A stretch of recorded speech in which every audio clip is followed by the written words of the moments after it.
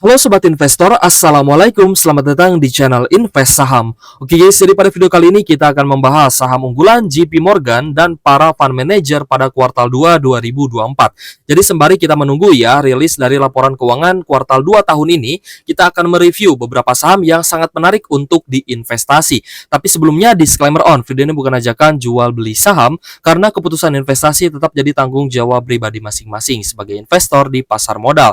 Pada kuartal 2 tahun ini ya guys ya, memang dipilih oleh 3 sekuritas untuk memperbarui daftar saham jagoan yang berpotensi mencetak kinerja impresif. Tersebut adalah JP Morgan, Mirae Asset, dan juga BRI Dana Reksa Sekuritas yang sudah memperbarui daftar saham unggulan di antara 930 saham perusahaan yang tercatat di Bursa Efek Indonesia.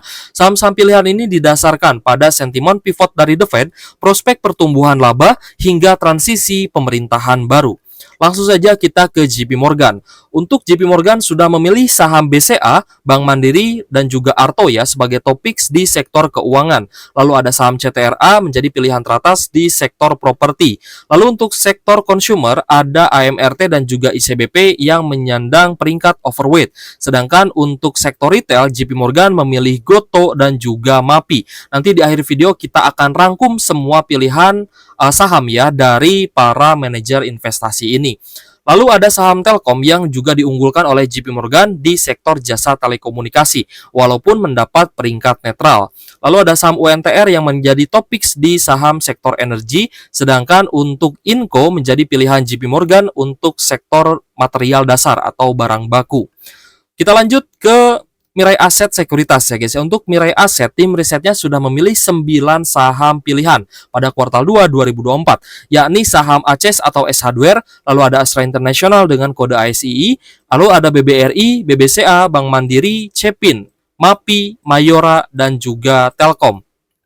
Sedangkan untuk BRI Dana Reksa ya guys ya, ada beberapa saham unggulan yang sudah ditentukan oleh BRI Dana Reksa Sekuritas, yakni ada BBCA, Bank Mandiri, BRIS, dan juga Arto untuk sektor perbankan, lalu ada CTRA untuk sektor properti, ISAT untuk sektor telekomunikasi, dan juga NCKL, MBMA di sektor tambang nikel. Nah, memang Arto ini menjadi pilihan dari BRI Dana Reksa dan juga JP Morgan ya, karena labanya diproyeksikan akan tetap baik ya dan juga bagus ke depannya. Karena memang kita melihat ya untuk laba bersih dari bank digital ini lebih bagus dibandingkan dengan laba bersih yang dihasilkan oleh sektor teknologi seperti itu. Selanjutnya kita akan mereview saham BBRI yang hari ini ada penguatan sehingga IHSG berbalik naik menjadi 0,59% ya pada sesi 1 hari ini.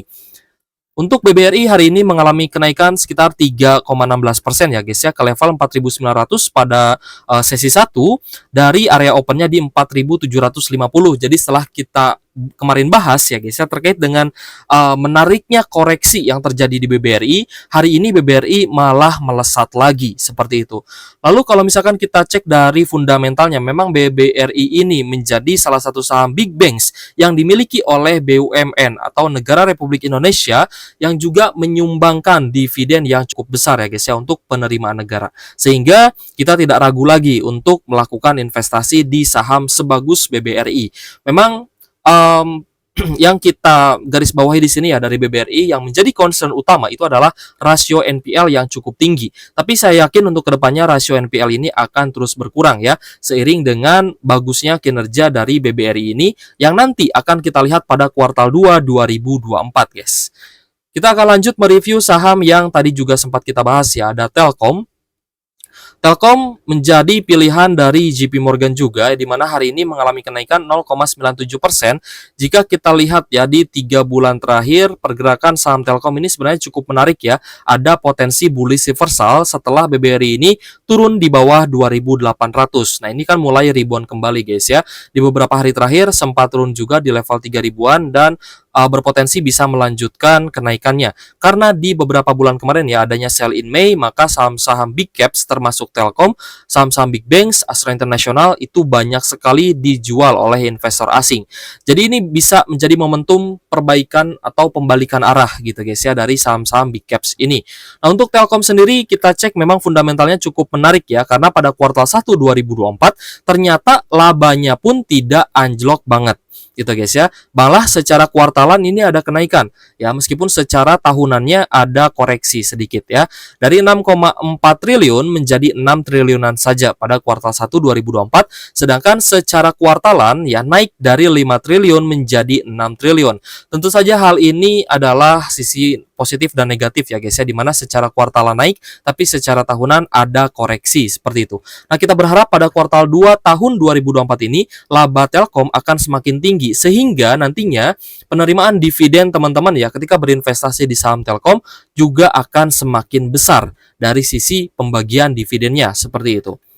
Oke guys, untuk dividen dari Telkom sendiri ya guys ya, pada 16 Mei 2024 lalu, dividen yieldnya sekitar 5,79% di harga saat ini, dengan dividen Rp178 per lembar saham. Dari sisi profitabilitas juga masih cukup menarik ya untuk Telkom, dengan NPM atau Net Profit Margin 16,17%, Return on Asset 8,4%, dan Return on Equity 17%-an, seperti itu. Dari valuasi juga masih oke sebenarnya ya, tidak terlalu murah dan tidak terlalu mahal juga, tapi memang saya melihat untuk harga wajar Telkom ini masih berada di atas harga saat ini. Dengan P/E ratio di angka 12 kali, tentu saja saham Telkom masih cukup menarik. Dengan PBV di angka 2,16 kali. Lalu saham yang tadi sempat menjadi topik pilihan para fund manager juga ada saham CTRA guys. CTRA pada sesi 1 hari ini mengalami kenaikan 0,82% ya di level 1225-an.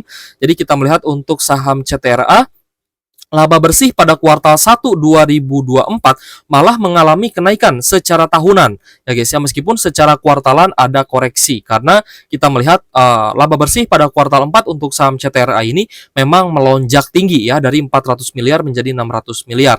Lalu kembali lagi ke area stabilnya di 483 miliar, naik dari kuartal 1 di tahun sebelumnya yang sebesar 413 miliaran. Kita lihat dari sisi valuasi masih cukup menarik untuk CTRA, P/E ratio di angka 11 kali dengan PBV 1,12 kali. Lalu kita cek dari dividennya ya guys ya, meskipun secara dividen ini sebenarnya tidak terlalu tinggi. Dividen yield hanya sekitar 1,7% saja. Sedangkan dari sisi return on equity di angka 9,38%, lalu dari debt to equity ratio atau debt to equity ratio ya guys, atau DER-nya ini juga berada di atas 100%. Jadi untuk saham CTRA kita melihat memang cukup menarik ya, karena menjadi salah satu saham pilihan dari fund manager. Lalu ada saham MAPI yang tadi juga menjadi topik ya, saham pilihan dari beberapa fund manager seperti JP Morgan dan juga Mirae Asset ya guys ya. Untuk MAPI sendiri ada kenaikan ya pada sesi 1 hari ini 0,36% di level 1400-an, dan kalau misal kita perhatikan untuk saham MAPI juga sempat sideways guys ya di beberapa pekan perdagangan terakhir setelah sebelumnya memang melemah di sekitar 1200-an. Jadi untuk saham MAPI sendiri ya, kita melihat P/E ratio di angka 14 kali dengan PBV 2,24 kali. Tapi dari laba bersihnya ini ada kenaikan ya, baik secara tahunan ataupun secara kuartalan. Secara kuartalan naik dari 400 miliar menjadi 414 miliar, begitupun juga secara tahunannya. Lalu dari sisi debt to equity ratio juga berada di atas 100%. Dari sisi dividen ya, MAPI ini juga tidak terlalu tinggi, dividennya hanya 0,57%, dan kita melihat dari sisi return on equity masih sangat menarik di angka 18,24%. Nah, jadi kita sudah rangkum guys ya beberapa saham pilihan yang menurut saya cukup menarik ya guys ya, selain dari saham-saham yang ini kita bahas gitu ya, ada BRI, lalu ada Telkom, CTRA, dan juga MAPI. Kalau misalkan kita melihat ya berdasarkan sektoral, memang keempat saham ini yang paling menarik di sektornya. BBRI saya rasa memang paling menarik di sektor perbankan. Lalu untuk Telkom ya paling menarik di sektor telekomunikasi. CTRA juga cukup menarik di sektor properti ya, meskipun di sisi lain ada BSDE dan juga SMRA. Lalu untuk MAPI sendiri memang juga cukup menarik ya jika dibandingkan dengan sektor retail lainnya, meskipun ada saham S Hardware, AMRT, dan juga MAPA yang menurut saya juga cukup menarik ya untuk kita pertimbangkan. Oke guys, di sini kita akan rangkum juga beberapa saham pilihan ya yang tadi sempat kita bahas juga, di mana ada beberapa kesamaan guys ya dalam pemilihan dari saham-saham yang menjadi topik dari fund manager tadi gitu guys ya.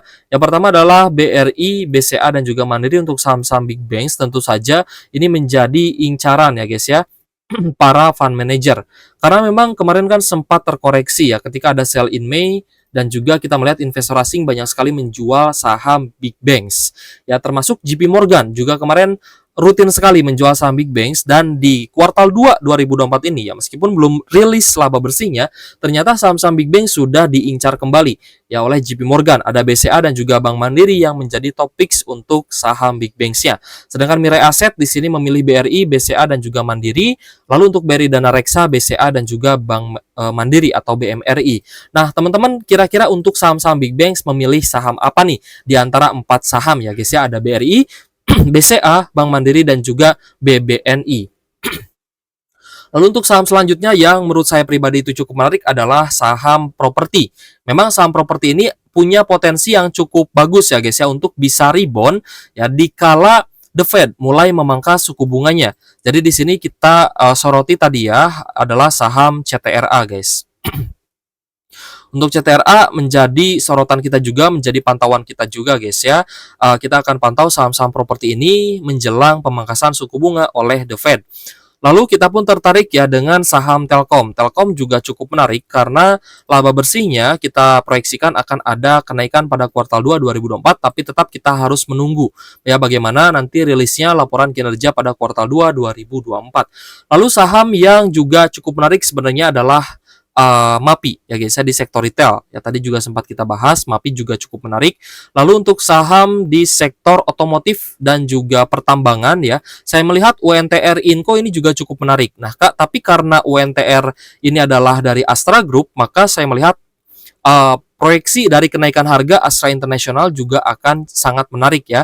Karena memang Astra International juga ini mempunyai fundamental yang cukup bagus, apalagi sahamnya rutin bagi dividen 2 kali dalam setahun. Jadi teman-teman yang mungkin masih floating loss di Astra International, di bulan Oktober nanti akan ada pembagian dividen interim ya guys. Jadi teman-teman silahkan dan tidak ada salahnya juga ya melakukan averaging down di saham dengan fundamental bagus seperti ASII dan juga saham-saham big banks lainnya seperti itu. Untuk saham-saham sektor nikel saya menyoroti NCKL sebenarnya ya, karena NCKL ini prospeknya cukup bagus di mana rate isunya NCKL juga akan diserok oleh UNTR. Jadi gini guys, ketika NCKL nantinya dia bagi dividen, maka UNTR ini akan mendapatkan cash flow dari dividennya NCKL. Seperti itu guys ya. Nah, untuk MAPI juga di sini kita garis bawahi lah ya. Selain dari saham-saham di sektor retail yang kita juga memang menyoroti saham Mayora ini. Kalau untuk saham lainnya gimana? Nanti kita akan bahas ya secara terperinci dari fundamental dan juga teknikalnya. Silahkan teman-teman tulis saja di kolom komentar seperti itu. Oke guys, jika ada pertanyaan boleh tulis kolom komentar. Thank you for watching. See you on the next video. Wassalamualaikum warahmatullahi wabarakatuh.